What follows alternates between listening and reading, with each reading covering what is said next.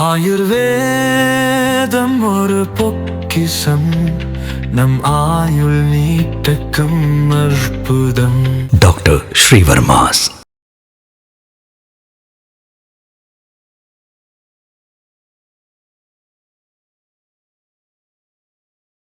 பேசு தமிழா பேசு நேயர்களுக்கு வணக்கம். இன்றைய சிறப்பு நேர்காணலில் நம்மோடு இணைந்திருக்கும் சிறப்பு விருந்தினர் டெய்லி பஞ்ச் அருண் அவர். 2026 சட்டமன்ற தேர்தல் அப்படிங்கிறது தமிழக அரசியல் பல கட்சிகளை புரட்டி போட்டுருக்குன்னு சொல்லலாம். குறிப்பாக 2 திராவிட கட்சிகளுமே ரொம்ப பாதிப்பு உள்ளாக்கியிருக்கு. இப்போ மாறி இருக்கக்கூடிய தாவேக ஆட்சி புதுசாக வந்திருக்காங்க. இந்த தமிழக அரசியல் சூழலை எப்படி பார்க்குறீங்க முதல் கட்டமாக? எனக்கு ஒன்றும் பெரிய வித்தியாசம் ஒன்றும் தெரியல. ஓகே, ஒரு ஆட்சியே மாறி இருக்கு. ஒரு 50 ஆண்டு கால அரசியலே மாற்றம் கண்டிருக்கு. அதாவது the more a thing changes, the more it remains the same அப்படின்னு சொல்லுவாங்க. அந்த மாதிரி இன்னைக்கு நீங்கள் வந்து யார் ஆட்சியில் இருக்காங்க அப்படின்றத விட்டுருங்க. ஓகே, அந்த செய்திகளை பாருங்க, அந்த பெயர்களை மட்டும் விட்டுட்டு பார்க்கும்போது 21 திமுக ஆட்சிக்கு வந்த பிறகு அரசு தரப்பில் என்னென்னலாம் சொன்னாங்க, எதிர் தரப்பில் என்னென்ன குற்றச்சாட்டுகள் வைத்தாங்க அப்படின்றத பார்க்கும்போது முதல்ல இந்த ஸ்டிக்கர் ஒட்டுறது அப்படின்றது, அதுக்கப்புறம் அந்த ஒன்லி விளம்பரம் அப்படின்றது, அதுக்கப்புறம் வந்து பத்திரிகை சுதந்திரம், குரல் வலை நசுக்கப்படுகின்றது அப்படின்றது, எதிர்கட்சிகள் பழிவாங்கப்படுகின்றார்கள், எதிர்கட்சியினர் கைது செய்யப்படுகின்றார்கள் அப்படின்றது, இதெல்லாம் இப்போவும் அப்படியே தான் இருக்கு. அதனால தான் சொன்னேன் பெரிய மாற்றம் வந்து விடவில்லை அப்படின்னு. என்ன ஒன்றுன்னா அதை வந்து ஊழல், லஞ்சம் இதுக்கு எதிராக வந்து குரல் ஓங்கி ஒலித்து கொண்டிருக்கின்றது. அதிமுகவும் திமுகவும் ஜென்மத்துக்கும் அதெல்லாம் சொல்லவே மாட்டாங்க. நாங்கள் ஊழலை ஒழிப்போம், லஞ்சத்தை ஒழிப்போம் அப்படின்லாம் அது எதுக்குங்க? சொல்றதை செய்யணும், செய்யறத சொல்லணும், அதெல்லாம் எதுக்கு நமக்கு அப்படின்னு ஒதுங்கி. இந்த ஆட்சியில் அந்த சொல்லக்கூடிய விஷயங்கள் எல்லாம் வந்து பேரளவில் இருக்குன்னு நினைக்கிறீங்களா, இல்லை நடைமுறைப்படுத்திருக்காங்க? இல்லை, ஒரு சில விஷயங்களில் வந்து பாசிட்டிவாகவே தெரியுது. ஆனால் என்ன விஷயங்கள் சொல்கிறேன். அந்த ஒரு தாவேகா ஊராட்சி நிர்வாகி ஒருத்தர் வீராசாமின்னு சொல்லிட்டு ஒரு நபர் லஞ்சம் வாங்கினது. ஆமாம், கைது. அவர் வந்து பார்த்தீங்கன்னா ஸ்டேட்மெண்ட்லாம் ஊத்தாரு. நாங்கள் கடன் வாங்கினாங்க, திருப்பி ஊத்தாங்க, யாராவது ஜிபேல வாங்குவாங்களாங்க அப்படின்னாரு. அவர் அரெஸ்ட் பண்ணி ரிமாண்ட் பண்ணிட்டாங்க. ஆமாம். ஸோ இதே நீங்கள் திமுக ஆட்சின்னு வச்சுக்கோங்களேன், அஃப்கோர்ஸ் அவங்க வந்து லஞ்சம் அப்படின்றதுக்காகலாம் நடவடிக்கை எடுத்தது கிடையாது. ஏதாவது வந்து பெண்களை தரக்குறைவாக பேசினார், இல்லை வந்து பட்டியலினத்தரை தரக்குறையாக பேசினார், ஜாதி இது பற்றி பேசினார் அப்படின்னும் போது கட்சியிலிருந்து நீக்கப்பட்டார் அப்படின்ற செய்தி தான் வந்திருக்கே தவிர அதுக்கப்புறம் அவங்க என்ன ஆனாங்கன்றது நமக்கு தெரியாது இல்லையா. ஸோ இந்த மாதிரி லஞ்சம் வாங்கினார் அப்படின்றதுக்காக வந்து ஒருத்தரை அவங்க கட்சிக்காராக இருந்தாலும் அரெஸ்ட் பண்ணி உள்ளே போட்டுக்கிறாங்க அப்படின்னும் போது அது ஒரு பாசிட்டிவாக தெரியுது. ஓகே. அதே சமயத்தில் இந்த வாட்ஸ்அப் நம்பர் கொடுக்கறது அப்படின்றது வந்து கொஞ்சம் ஓவர் ஹைப் மாதிரி தெரியுது. ரைட், வாட்ஸ்அப் நம்பர் கொடுக்கறதுனாலேயே அது ஒழிஞ்சிடாது. பட் அகைன் இந்த பக்கம் வந்தீங்கன்னா அந்த தாலுகா ஆஃபீஸில் நடந்த அந்த ரெய்டு அப்படின்னு பரவாயில்ல, இந்த டிஜிட்டல் எக்கானமி அப்படின்றது நிறைய கரூரில் தான் வந்து ஹையஸ்ட் ஜிபேவான் பார்த்தேன் அந்த அமௌண்ட்டு. நான் நாங்கள் டிஜிட்டல் மயமாக்குகின்றார்கள், அதை வரவேற்காமல் நீங்கள் இது மாதிரி வந்து போட்டு தள்ளுறீங்க. இதில் இந்த நடைமுறை சிக்கல்கள் இருக்கதை நீங்கள் பார்க்குறீங்களா? இந்த லஞ்சம் வாங்குறவங்கள வந்து அரெஸ்ட் பண்ணுறது, அதை தடுக்கக்கூடிய விஷயங்கள நடைமுறை சிக்கல்கள் இருக்குது மக்கள். ஏன்னா அதிகாரிகள் இதில் பழக்கப்பட்ட ஒரு நபர்களாக பார்க்கப்படுது. மக்களுமே அதை உணர்றாங்க. அதிகாரிகள் இதற்கு வந்து பழக்கப்பட்டவங்க லஞ்சம் வாங்குவதற்கு அப்படிங்கிறது. ஸோ இதில் இருக்கக்கூடிய நடைமுறை சிக்கல்கள் வந்து எப்படி பார்க்குறீங்க? Very simple. அதாவது பொதுவாக மக்கள் வந்து எதுக்கு லஞ்சம் கொடுக்குறாங்க அப்படின்னு சொன்னால், ஒரு காரியம் நமக்கு டக்குன்னு முடியணும் அப்படின்றதுக்காக. அதுக்காக போன உடனே அடுத்த நாளே கிடைக்கணும்னு கூட நான் எதிர்பார்க்கல. ஆனால் இப்போ ஒரு சர்டிஃபிகேட்டுக்கு ஒரு 15 நாள் இல்லை ஒரு மாதம் இவ்வளோதான். வருஷ கணக்கில் ஒரு சர்டிஃபிகேட் நீங்கள் இழுத்தடிச்சிங்கன்னு சொன்னால் ஒன்றுமா, நான் இந்த வாரிசு சான்றிதழ் இதுக்கு எவ்வளோ நாள் கஷ்டப்பட்டு இருக்காங்க தெரியுமா ஜனங்க? எனக்கு தெரியும். அதாவது பெரிய பதவிகளில் இருந்தவங்களே அதை வாங்கறதுக்கு எவ்வளோ கஷ்டப்பட்டாங்கன்றது எனக்கு தெரியும். ஓகே. அப்போது இது டிலே பிரீட்ஸ் கரப்ஷன்னு சொல்லுவாங்க. இந்த டிலே தான் அடிப்படை காரணம். அப்போ அதுக்கு என்ன பண்ணணும்னா, ஏங்க இந்த சான்றிதழ் கொடுக்கல? இப்போ டெல்லி கவர்மெண்ட்டில் புதுசாக ஒன்று கொண்டு வந்திருக்காங்க, இத்தனை நாளைக்குள்ளே கொடுக்கணும். அப்படி இல்லை அப்படின்னு சொன்னால் அதுக்கு தான் பெனால்ட்டி, ஒரு நாளைக்கு இவ்வளோ அப்படின்றதெல்லாம் வந்து போட்டிருக்காங்க டெல்லியில். அந்த மாதிரி அரசு அதிகாரிகளுடைய வேலை அப்படின்றது, நீங்கள் ஏதோ ஒரு விண்ணப்பம் செய்கிறீங்க அப்படின்னு சொன்னால் பதில் கொடுக்கறதோடு நிந்திரக்கூடாது. லெட் அஸ் சே நீங்கள் வந்து ஒரு கம்யூனிட்டி சர்டிஃபிகேட் அப்ளை பண்ணுறீங்கன்னு வச்சுப்பாங்க. அகெயின் இந்த லஞ்சம் எப்படி வருது அந்த நடைமுறை சிக்கல் சொல்கிறேன். நீங்கள் கொடுத்துருவீங்க, லெட் அஸ் சே 15 நாளில் கொடுக்கணும் அப்படின்னு ஒரு ரூல் இருக்குன்னு வச்சுப்பாங்க. நீங்கள் 15ஆவது நாள் போயிட்டு என்னங்க 15 நாள் ஆயிடுச்சு ஒன்றும் கொடுக்கலையா அப்படின்னு சொன்னால், நேற்றுக்கே பதில் அமிச்சிட்டோமே அப்படின்வாங்க. வீட்டுக்கு வந்து பார்த்தீங்கன்னா இதில் இந்த சர்டிஃபிகேட் இல்லை இது வந்து நொல்ல அப்படின்னு ஏதாவது ஒரு லெட்டர் வந்திருக்கும். இப்போ அதை வாங்குறதுக்கு நீங்கள் வேற இடத்துக்கு போகணும். அங்கேயும் இதே மாதிரி தான். பார்ப்பீங்க, எதுக்குடா வம்பு அப்படின்னு சொல்லிட்டு, தம்பி இதெல்லாம் எதுக்கு அப்படி வா அப்படின்ட்டு அப்படி டீ கடை கூட்டு போயிட்டு அப்படி பாக்கெட்டில் அன்பாக எதையாவது நீங்கள் வச்சுட்டு வந்தீங்கன்னா அவங்க வந்து உடனே கொடுத்துருவாங்க. அப்போ என்ன பண்ணணும், ரெஸ்பான்சிபிலிட்டி அப்படின்றது to deliver to the citizen, இப்படி கொண்டு வரணும்.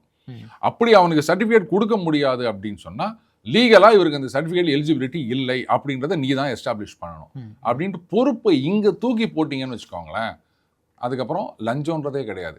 நீங்கள் சப்போஸ் ரெஜிஸ்டர் போஸ்ட் வரும்போது வீட்டில் இல்லைன்னு வச்சுக்காங்க, ஓகே நான் சார் 5 நாள் ஆயிடுச்சு வரல அப்படின்னா, ஐயோ சார் நான் ஏற்கனவே அமிச்சிட்டேன் சார், அவர் தான் சார் வாங்கலை அப்படின்னு அவங்க கெஞ்சற நிலைமை வரும். இது ஒன்று. அடுத்தது இந்த லஞ்சம் நீங்கள் வந்து ஓகே அந்த டெலிவரி தான் அவங்களுடைய ரெஸ்பான்சிபிலிட்டி அப்படின்னு இல்லாமல் அது மாதிரி யாரெல்லாம் லஞ்சம் வாங்கக்கூடாது அப்படின்னு சொன்னீங்கன்னா, நான் வாங்கலை, ஒர்க் டு ரூல், அது என்ன நடக்குதோ அது மாதிரி நடக்கும். இந்த சர்டிஃபிகேட் இல்லைப்பா எங்கே சார் வாங்கணும், அதெல்லாம் இன்னும் தெரியாது, இதுக்கு இதெல்லாம் வேணும், அது இருந்தா கொடுப்பேன், இல்லைன்னா கொடுக்க மாட்டேன், அவ்வளோதான் எனக்கு தெரியும், இதெல்லாம் என்கிட்ட கேட்காத அப்படின்னு வாங்க. என்ன பண்ணுவீங்க நீங்கள்? இப்படி தாவேக அரசு மேலே ஒரு நல்ல பார்வை இருந்தாலும் இன்னொரு புறம் பார்த்தோம் அப்படின்னா, ஸோ அதிமுகலேருந்து வந்து இணையக்கூடிய நபர்கள் மேலே வந்து நிறைய வழக்குகள் இருக்குது. இந்த வழக்குகள் இருக்கக்கூடிய நபர்களை கட்சியில் இணைக்கக்கூடியது அப்படிங்கிறது மக்களுடைய பார்வை என்னவா இருக்குன்னு ஒரு கேள்வி இருக்குது. ஏன்னா மக்கள் வந்து நீங்கள் லஞ்சம் இல்லை, ஊழலற்ற ஆட்சி, நாங்கள் ஒரு மாற்றத்தை கொண்டு வர போகிறோம், ஸோ மக்களுக்கான ஒரு அரசாக இது இருக்க போகுது அப்படின்னு ஒரு புறம் பேசினாலும், இன்னொரு புறம் வழக்குகள் இருக்கக்கூடிய ஆட்களை கட்சியில் சேர்ப்பது அப்படிங்கிறது மக்களுடைய பார்வை வேறவா தானே இருக்கும். ஸோ அது எப்படி இருக்குன்னு நினைக்கிறீங்க?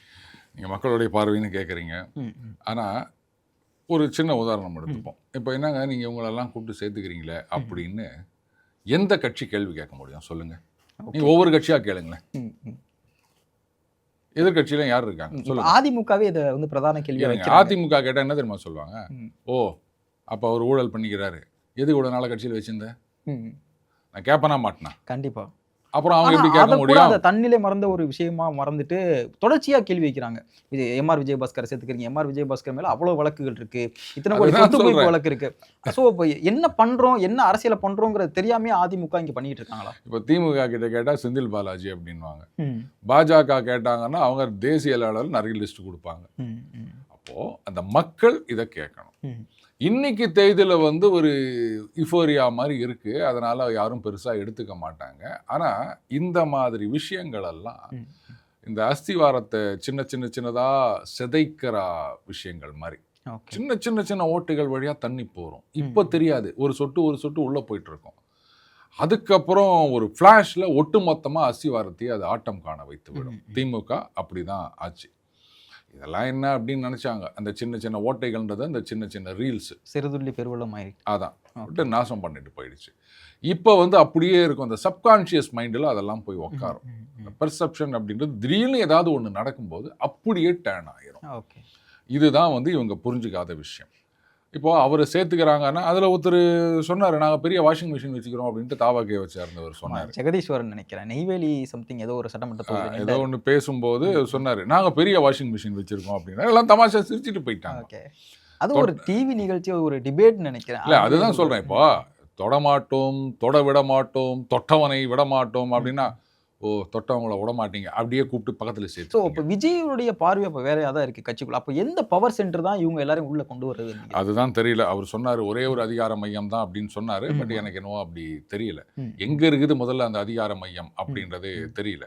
ஏன்னா அதிகார மையம்ங்கிறதே ஒரு பெரிய கேள்வியா இருக்கு. ஒரே ஒரு அதிகார மையம் தான், அது யார் அந்த அதிகார மையம்? இப்போ சொல்றது ஒண்ணு செய்யறது ஒண்ணு. தொட்டவனை விட மாட்டோம் அப்படின்னா அப்ப விடாம அவங்கள கொண்டு வந்து உங்க கூட சேர்த்து வச்சுக்கினீங்கன்னா அந்த வழக்குகள் அப்படியே நடக்கும், அதுல எந்த தடங்களும் இருக்காதுன்னா அது நடந்துட்டு போட்டவன் நடந்த பிறகு அவர் நிரபராதின்னு வந்துட்டாருன்னா அதுக்கப்புறம் சேர்த்துக்கங்க. ஏன் இப்பவே சேர்த்துக்கணும்? இப்ப கட்சியில அந்த எலெக்ஷனும் நடக்க முடியாதுன்னு ஆயிப்போச்சு. ஓகே, இந்த இடைத்தேர்தல் அப்படிங்கிறது நீங்கள் குறிப்பிட்டனால இந்த இடைத்தேர்தல் நடக்காது அப்படிங்கிற ஒரு இடைக்கால உத்தரவு வந்திருக்கு. ஜூலை 31 அதனுடைய மறு விசாரணை வருதுன்னு நினைக்கிறேன். ஸோ இந்த இடைத்தேர்தலில் யாருக்கான ஒரு ப்ளஸ் பாயிண்ட் இருக்குன்னு நினைக்கிறீங்க? 6-7 இடைத்தேர்தல் வரப்போகுது. ஸோ இதில் தாவேக்கா இது ஒரு முக்கியமான இடைத்தேர்தலாக பார்க்குறாங்க. 2 திராவிட கட்சிகளுமே இது அவங்களுடைய முக்கியமான இடைத்தேர்தலாக பார்க்குறாங்க. ஏன்னா ஒருவேளை தாவேக்கா இந்த 7 இடைத்தேர்தல்களையுமே ஜெயிச்சிட்டாங்க அப்படின்னா விஜய் தன்னுடைய செல்வாக்கள் இன்னும் உச்சம் பெற்றுவார் அப்படிங்கிறது இந்த 2 திராவிட கட்சிகளுடைய பார்வையாக இருக்குது. ஸோ என்னவாக இருக்க போகுது இந்த இடைத்தேர்தல்? சரி, வெரி சிம்பிள்.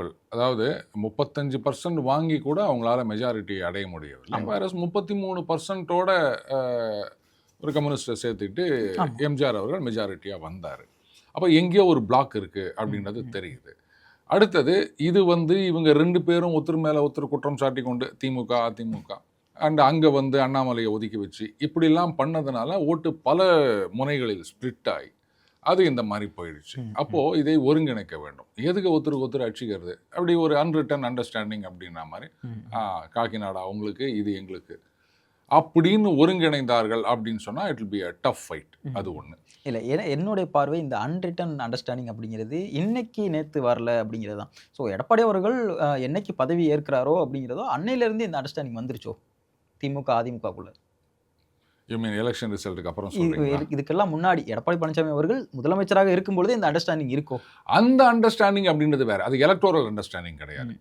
இவங்க வந்தாங்கன்னா அவங்க கட்சிக்காரங்களுக்கும் கான்ட்ராக்ட் அதெல்லாம் சிலது கிடைக்கும். அதே மாதிரி இவங்க வந்தாங்கன்னா இவங்களுக்கு கிடைக்கும். அதெல்லாம் அப்படின்னு நடக்கும்னு வச்சுக்காங்க. அது வந்து எக்கனாமிக் அண்டர்ஸ்டாண்டிங் அப்படின்னு ஒன்றா சொல்லலாம். எலக்டோரலா அது கிடையாது. அதுதான் இப்போ வந்து தேவை. ஏன்னா இப்போ நீங்கள் சொன்ன மாதிரி இதுலேயும் வந்து 7 10 17 வடவர் அவங்க ஜெயிச்சுட்டாங்க அப்படின்னு சொன்னா இது வந்து திமுக அதிமுகவுக்கு மட்டும் கிடையாது துவாரகை. காங்கிரஸ் விசிக அவங்களுக்கும் முக்கியம். இப்போ எதுக்கு வந்து இப்போ இன்னைக்கு கார்த்தி சிதம்பரம் சொல்றாரு இது மாதிரிங்க நாங்கள் வந்து 5 வருஷத்துக்கு உங்களுக்கு ஆதரவு கொடுப்போம், நீங்கள் வந்து இது மாதிரிலாம் சேர்க்க தேவையில்லைன்னு எது சொல்றாரு? அவங்களுக்கே தனி மெஜாரிட்டி வந்துச்சுன்னா அதுக்கப்புறம் எல்லாம் நீங்கள் ரைட்டு நீங்கள் போகலாம் அப்படின்னாலும் ஒன்றும் பண்ண முடியாது இல்லையா? ஏற்கனவே வந்து இங்கே வைகோ உள்ள உட்காந்துனே குத்துன்னு குத்தி நிற்கிறாரு விசிகாவை. அவங்க பதிலுக்கு பதிலடி குத்துட்டு இருக்காங்க. விசிகா போனாலும் என்னங்க அதை இப்போ எங்களுக்கு 2 போனால் 4 வருது பாமக அப்படின்னு இருக்காங்க போல இருக்குது. அவங்க வைகோ அதுக்கு தான் வேலை பண்ணிட்டு இருக்காரு போல இருக்கு உள்ளுக்குள்ளே இருந்தே. அப்போ இங்க வந்து தாவேகா ஜெயிக்க கூடாது அப்படின்றது திமுக அதிமுகவுக்கு மட்டும் இல்ல, விசிகா அப்புறம் கம்யூனிஸ்டுகள் எல்லாருக்கும் அது வந்து விருப்பமான ஒரு விஷயமா இருக்கும். மேபி பாமக தவிர்த்துன்னு கூட வச்சுக்கலாம். அவ்வளோ ஈஸியா விசிகா வெளியில தள்ளிட முடியும்னு நினைக்கிறீங்களா? ஸோ விசிகாவுக்கான ஒரு ஒரு ஒரு பெரிய அரசியல் அங்கீகாரத்தையே கொடுத்துருக்காங்கன்னு நான் நினைக்கிறேன். விசிகாவுக்கு அங்கே இடம் கொடுத்து அவங்களுக்கு அமைச்சரவையும் கொடுத்துருக்காங்க. அப்படிங்கிறப்போ அவங்கள அவ்வளோ சீக்கிரம் வெளியில தள்ளிட மாட்டாங்கல்ல பாமக உள்ள கொண்டு வந்து? நாங்களாம் தள்ள மாட்டோம். ஓகே, நீங்களும் வெளில போக மாட்டீங்க. இப்போ அந்த ஆதி திராவிடர் நலத்துறைக்கு பேர் மாத்தினாங்க தெரியுமா? ஆமா. அதுக்கு வன்னியரசு அவர்கள் என்ன சொன்னாரு? 2 பேருக்குமே தலைவருக்கு ஒரு கருத்து இருக்கு, இவங்களுக்கு ஒரு கருத்து இருக்கு. 2 பேருக்கும் ஒரு முரண்பாடான கருத்து இருக்கு. அதாவது விசிகா வெளில போயிடும், ஆனா விசிகா உள்ள இருக்கும். புரியலையா? ஓகே, அதான் வன்னியரசு அவர்கள் உள்ள இருப்பாரு, ஒருவேளை கட்சி கூட வெளில போகலாம். விசிகா வெளில போனாலும் விசிகா உள்ள இருக்கும். அதான் நிலைமை. ஸோ வன்னியரசு அவர்கள் நீங்க போனா கூட போய்க்கோங்க, நான் இங்க அமைச்சரவையா இருந்துக்குவேன் அப்படி. அதுக்கு மேல என் வாயை நோண்டாதீங்க. இந்த 2 திராவிட கட்சிகளை குறித்து ரொம்ப பேச நினைக்கிறேன். 2 திராவிட கட்சிகளும் ஒன்று சேர்வது அப்படிங்கிற ஒரு பிம்பம் வந்து மக்கள் மத்தியில் இருக்கு. ஏன்னா 2 பேருமே அறிக்கை விடுவது, ஸோ குற்றம் சாட்டுவது எல்லாமே ஒரே மாதிரி இருக்கு. அதுக்கு இன்னொரு காரணம் பார்த்தோம்னா இவங்க 2 பேருமே இல்லாத ஒரு கட்சி ஆட்சியில் இருக்காங்க. ஆனாலும் இந்த 2 பேருமே ஒரே மாதிரியான ஒரு குரலா ஒலிக்கிறது அப்படிங்கிறது இன்னுமே இந்த கட்சியை வீக்கன் பண்ணாதான் இந்த 2 திராவிட கட்சிகளையுமே? ஏன் சேரக்கூடாதுன்னு நீங்க நினைக்கிறீங்க? இதுல என்ன தப்பு? இல்ல, அது ஒரு தவறான ஒரு அணுகுமுறையா போயிடாதா? மக்கள் இவ்வளவு நாளா யாரை எதிர்த்து நீங்க அரசியல் பண்ணீங்களோ அவங்ககிட்டயே நீங்க திரும்ப போறீங்கல்ல, அது ஒரு தவறான ஒரு விஷயமா இருக்காதா?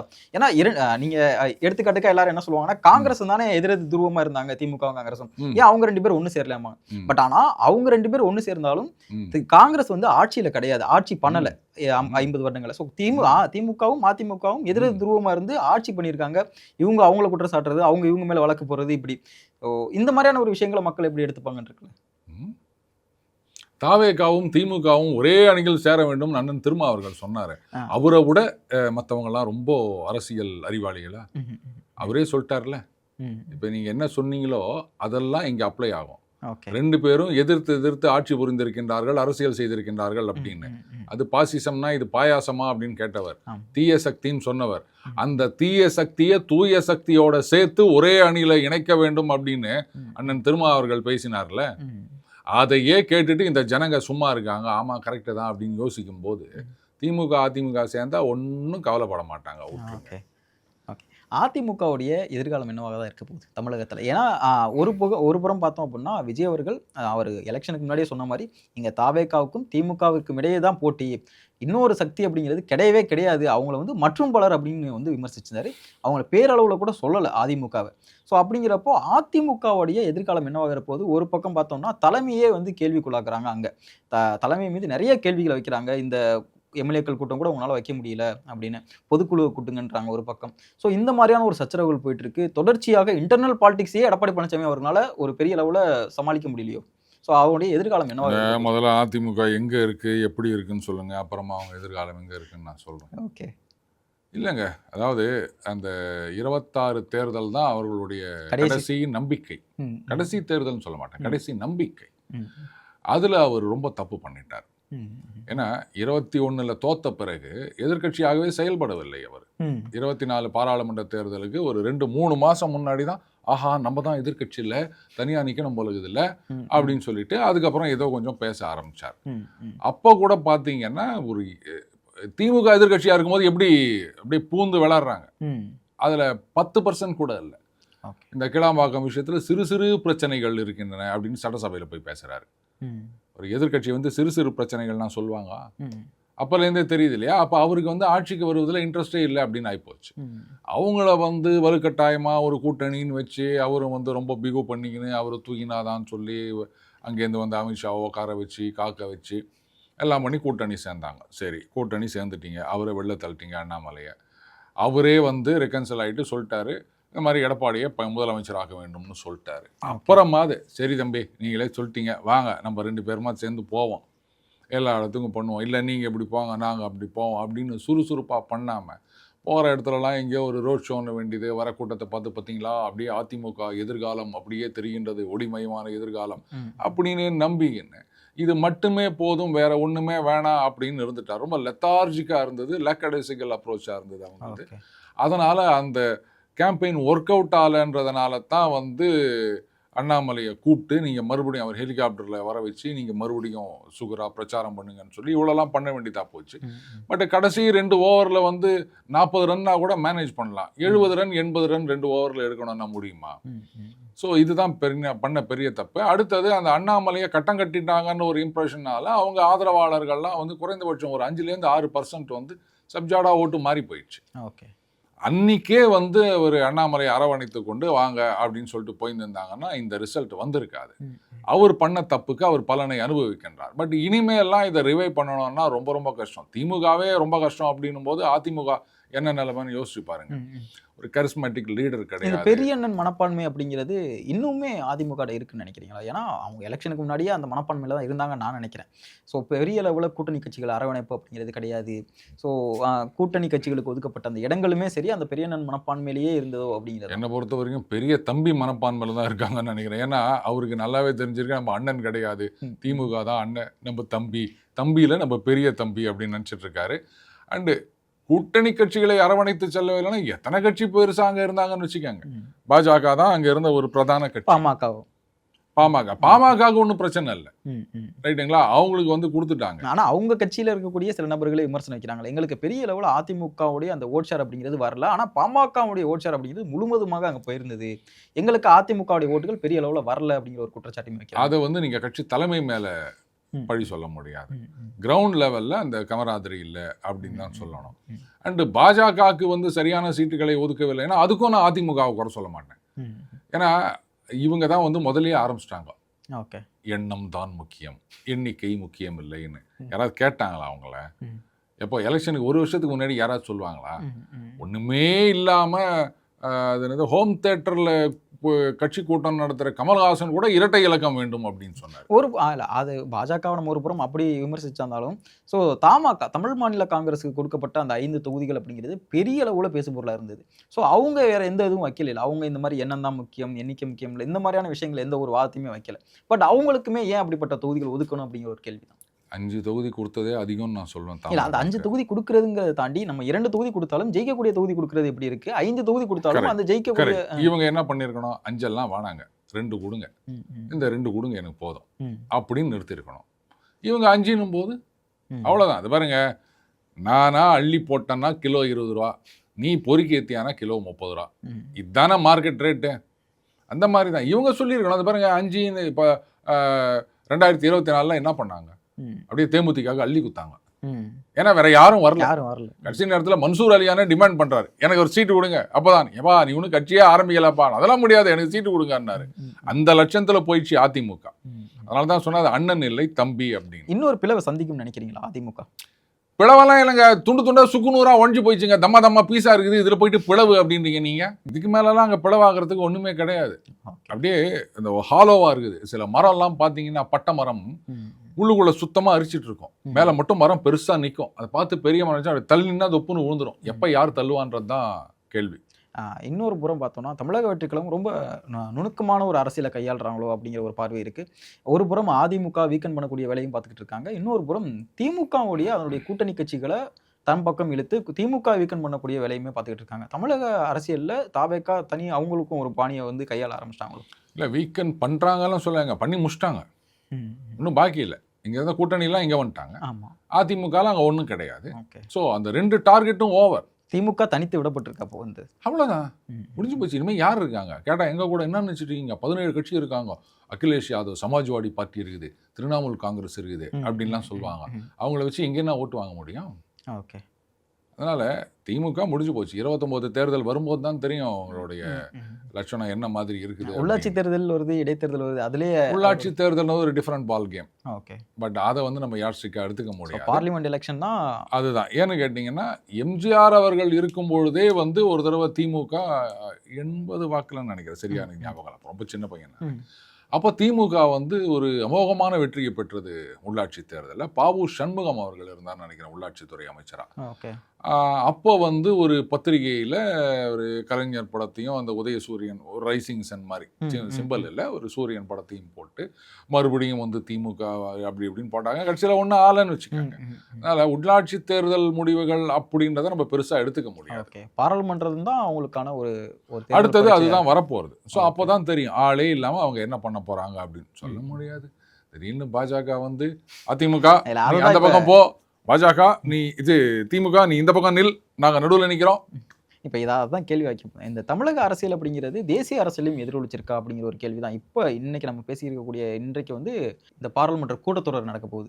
ஸோ திமுக என்ன மாதிரியான ஸ்டாண்ட் எடுக்க போகிறாங்கிறத பொறுத்து ஒரு தேசிய அரசியலில் ஒரு மாற்றம். இது வருங்க துவாரகை செல்வன், என்ன மாதிரியான ஸ்டாண்ட் எடுக்க போகிறாங்க அப்படின்றது எல்லாருக்குமே தெரியும். அது எப்படி எடுக்க போகிறாங்கன்றது தான் கேள்வி. வெளிநடப்பு செய்ய போகிறாங்களோ? வெளிநடப்பு இல்லை. போன தடவை என்ன சொன்னாங்க, 50% நாங்கள் இன்க்ரீஸ் பண்ணுறோம், சப்ஜாடாக எல்லாருக்கும் பண்ணுறோம் அப்படின்னு சொன்னாங்க. இவங்க என்ன சொல்லிட்டாங்க, அப்போ எங்களுக்கு 20 தான் இன்க்ரீஸ் ஆகும், ஊபிக்கு 40 இன்க்ரீஸ் ஆகும். எங்கள் பர்சன்டேஜ்னா அதுதானே, வேற என்ன பண்ண முடியும்?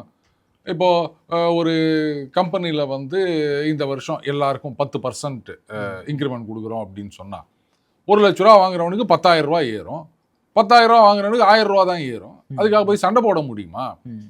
அதெல்லாம் முடியாதுன்னு சொல்லிட்டு இப்போ வந்து என்ன பண்ணுறாங்க, இல்லை இல்லை நாங்கள் ஒத்துக்கலை அப்படி இப்படின்லாம் சொல்லிட்டு இன்னைக்கு தமிழகத்துக்கு இத்தனை % சீட்டுன்னு இருக்குது, சரி 7% ஏதோ சம்திங் ஏதோ ஒன்று சொல்கிறாங்க. அப்போ அந்த ரேஷியோ மெயின்டைன் ஆகணும் அப்படின்றாங்க. 50% இன்க்ரீஸ் பண்ணாலும் அதுதானே வரப்போகுது, ஒன்றும் பெருசாக போகிறது இல்லை. கேட்டால் இப்படி சொல்லிக்கலாம், அதாவது ஏதோ ஒரு வழி தேடி நிற்கிறாங்க அவங்க. இந்த டீலிமிட்டேஷன் பில்லை பாஸ் பண்ணுறதுக்கு சப்போர்ட் பண்ணணும், எதர் அதாவது ஒன்று ஓட்டு போடுறது ஆர் ஆப்சண்ட் ஆகிட்டு வெளில போகிறது அப்படின்னு ஏதோ ஒன்று பண்ணிட்டோம் அப்படின்னா மத்திய அரசாங்கத்தோட குட் புக்ஸில் இருக்கணும். அதுக்கு இங்கே ஒன்று கவனிச்சிங்களா, இந்த தீவிர திமுக ஆதரவாளர்கள் அவங்கெல்லாம் பார்த்தீங்கன்னா இப்போ அன்னைக்கு வந்து டீலிமிட்டேஷன் பில்லை கொண்டு வந்து பாஜக அவங்களெல்லாம் நசிக்கிறோம், அதுக்கப்புறம் வந்து தமிழகத்தில் தெற்கத்திலேருந்து ஓட்டுகள்லாம் அவங்களுக்கு தேவையே இல்லை, அதை மட்டுமே வச்சு நாங்கள் ஆட்சியை பிடிச்சிருவாங்க, சர்வாதிகாரம் அப்படின்னு பேசிட்டு இருந்த அதே வாய்கள் வாய்கள் இன்னைக்கு இல்லைங்க எல்லாருக்கும் 50% இன்க்ரீஸ் பண்ணால் அதில் ஒன்றும் தப்பு இல்லை, நமக்கும் 20 சீட்டு எக்ஸ்ட்ரா கிடைக்கும் அப்படின்னு இப்போ உட்காந்துட்டு டமுக்கிட்டக்கா அப்படின்னு மோளம் அடிச்சு நிற்கிறாங்க. ஸோ எப்படி இருந்தாலும் வந்து திமுக இதை பாஸ் பண்ணுறதுக்கு அலோவ் பண்ணிடுவாங்க. பட் இருந்தாலும் அந்த 2/3 வருமா அப்படின்றது வேற என்னென்னலாம் நடக்கும். ஆல்மோஸ்ட் சுப்ரியா சுலே அவர்கள் வந்து பிஜேபி ஸ்டாண்ட் எடுக்க போகிற சைடில் அவங்க போகிற மாதிரி தான் இருக்குது. நேற்று அனைத்து கட்சி கூட்டம் முடிஞ்சோன்னு கூட ராஜ்நாத் சிங்கிட்ட சாஷ்டாங்கமாக வந்து ஆசீர்வாதம்லாம் வாங்கினதெல்லாம் பார்த்தோம். அது வந்து அந்த சைடில் இருக்கக்கூடிய ஒரு நடைமுறைன்னு கூட வச்சுக்கிட்டாலும் அதில் ஒரு அரசியல் நோக்கம் இல்லாமல் நம்மளால் பார்க்க முடியாது. தாவேகாவுடைய ஸ்டாண்ட் அதுதானே முக்கியம். தாவேகாவுக்கான ஸ்டாண்ட் எடுத்தால் என்ன எடுக்கலன்னா என்ன அப்படிங்கிற ரேஞ்சில் தான் இருக்காங்க. என்ன பேசுகிறீங்க நீங்கள்? அவர் தான் சொல்லிட்டார்ல, டீலிமிட்டேஷன் வந்து நாங்கள் அனுமதிக்க மாட்டோம்னு சொல்லிட்டார்ல, அதனால தான் பயந்து போயிருக்காருன்னு நினைக்கிறேன் அமித்ஷா அவர்கள். ஆமாம். ஸோ தாவேகாவை எப்படியாவது நீங்கள் சரி பண்ணணும்ப்பா, அப்போ தான்ப்பா பாஸ் பண்ண முடியும், இல்லாட்டா முடியாது. இது எல்லாத்தையும் தாண்டி இன்னொரு குறிப்பிட்ட விஷயம் பார்க்கணும்னா, தமிழக அரசியலில் மாற்றம் சொல்லி ஒரு கட்சி ஆட்சிக்கே வந்துட்டாங்க இன்னைக்கு. இன்னுமே மாற்றத்திற்கான இடம் இருக்குது, ஸ்பேஸ் இங்கே இருக்குது அப்படின்னு சொல்லிட்டு இப்போது அண்ணாமலை அவர்கள் ஒரு புதிய அரசியல் பாதையெல்லாம் தொடங்குறதுக்கான வாய்ப்புகள் இருக்குது அப்படின்னு சொல்கிறாங்க. ஸோ அவங்களுடைய முதல் மாநாடு, அதாவது என்ஜிஓவாக இருக்கக்கூடிய ஒரு முதல் மாநாடு தான் நடத்தியிருக்காங்க. எப்படி பார்க்குறீங்க? இன்னுமே இங்கே மாற்றத்திற்கான ஒரு ஸ்பேஸ் இருக்குன்னு நினைக்கிறீங்களா? ஃபேஷன் டிசைனர்ஸ்னு இருக்காங்க, திடீர்னு ஒரு ஃபேஷன் அப்படின்னு சொல்லிட்டு கொண்டு வராங்க, செம்ம ஹிட் ஆகிடுது. ஓகே. அதுக்கப்புறம் மற்ற ஃபேஷன் டிசைனர் கடையெல்லாம் இழுத்து மூடிட்டு போயிடுறாங்களா? ம், ம், ம்.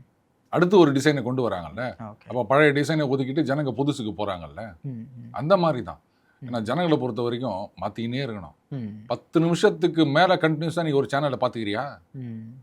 அப்புறம் ஆ. எல்லாம் ஒரே நியூஸ் தான் ஓடின்னு இருக்குது, எல்லாம் ஒரே சீரியல் தான் ஓடுது, எல்லாம் ஒரே சினிமா தான் ஓடுது. ம், ம். இருந்தாலும் நம்மளால பொறுக்க முடியல, ரிமோட்டில் கையில் வச்சுன்னு மாற்றினே இருக்கிறோம்ல. அப்புறம் மாற்றத்துக்கான தேடல் அப்படின்றது அது பாட்டு எப்போவுமே இருக்குது. ஓகே. அந்த மாற்றத்தை கிரெடிபிளாக உங்களால் எடுத்து செல்ல முடிகின்றதா? அதுதான் மேட்டர். எல்லாரும் அதான் சொல்கிறாங்க. ம், ஒன்று ஜனங்க அவங்கள நம்பணும், அடுத்தது அது நிஜமாகவே ஒரு மாற்றமாக இருக்கணும். ம். அப்படி இல்லாமல் வந்து சிக்காகோ ஜீன்ஸ் தெரியுமா அவங்களுக்கு? ஓர தெரிஞ்சுக்கிட்டேன்ல பாண்டியராஜன் போட்டு வருவார். நாய் கட்ச உடனே பேண்ட்டு கிஞ்சிரும். என்னங்க இப்படி வரீங்கன்னா இதுதான் சிக்காகோவில் ஃபேஷன் உடனே எல்லாரும் கீச்சு விட்டுப்பாங்க. அந்த மாதிரியான ஃபேஷன் மாற்றமாக இருந்தால் அது சீக்கிரமே பல்லிடிச்சிடும். ம், ம். ஸோ மாற்றம் எப்பவுமே இருக்குது. ஓகே. அந்த மாற்றத்தை உங்களால் நீங்களே ஒரு பிராண்டாக இருந்தால் அதை வந்து மார்க்கெட் பண்ண முடியும் அப்படின்னா நீங்கள் தான் வின்னர். ம், ம்.